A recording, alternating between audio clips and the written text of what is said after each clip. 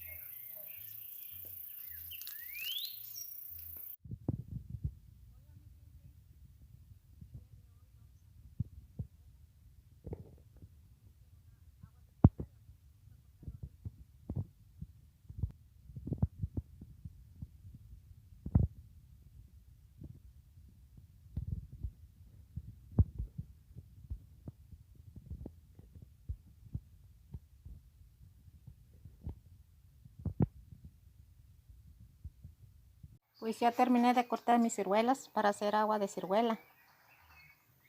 Pues aquí tengo mis ciruelas, ya están bien lavaditos para hacer mi agua de ciruela. Aquí tengo mis trastes donde voy a machucarlo.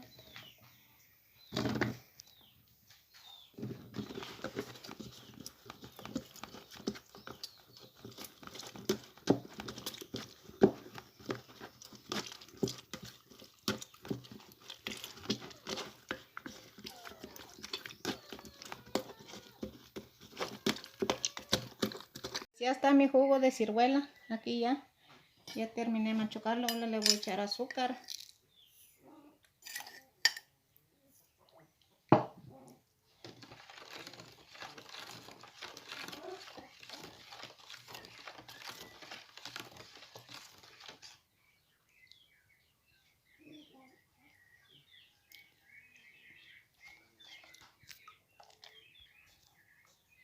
Ya preparé mi agua, ahora ya me lo voy a servir.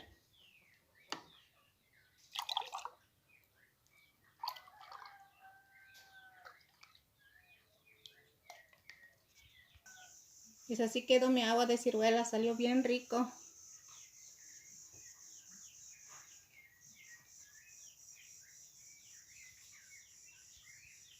Y los invito a que sigan viendo mi canal, que se suscriben